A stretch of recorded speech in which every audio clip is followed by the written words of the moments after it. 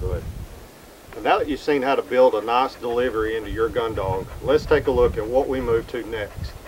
Remember this, memories before marks. So what we're going to do is teach the dog how to line, also how to remember stuff that might come out that they don't get to go pick right away, and then also how to navigate different environmental changes from short grass to tall grass, land to water, and then deep into the woods.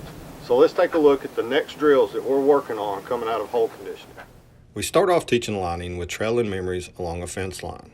This is where we have the dog sit, place a bumper out in front of them, and tell them no heel and walk them away. As we begin this phase, we keep it short to keep the dog having success. As the dog learns and evolves, we make the line longer and longer. This also works on memory for the dog. Every time you pitch something out, they always want to go for it. So teaching them patience and to listen for their name for the retrieve also works steadiness. We're going to build that into the training down the road. Right now, we want them to learn how to hold that line and pick the retrieve. So we have the dog sit, we unsnap the lead, and we say their name to release them for the retrieve. As the dog evolves again in training, we're going to move this retrieve into cover, keeping things separated so it's easy for the dog to understand the task at hand. So as we move to the cover change, we move locations. Here, we are still keeping it simple for Miss Rose to understand what we're asking her to do.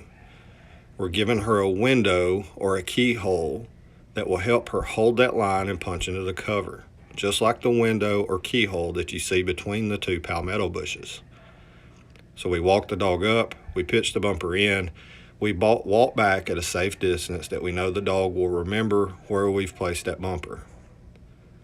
Then we line and send her, and she dives off into the cover, each time making the retrieve longer and longer. Another factor that we start doing is teaching the dog between a memory and a mark, working on them to learn how to count multiple retrieves.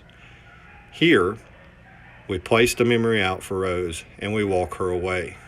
We get to a location where we can have her sit and get ready for the mark. Then we add in our helper. The helper pitches the mark out. We send Rose for the retrieve. Now, by running the mark first can sometimes make the dog struggle with the memory, but doing this in the correct form will teach them how to count multiple retrieves and remember where stuff is placed. So after picking the mark, we line her up and we send her for the memory. We continue working all three of these skill sets until we see the habit form in the dog. Next step will be multiple memories. I hope this helps you get your dog lining out for the retrieve.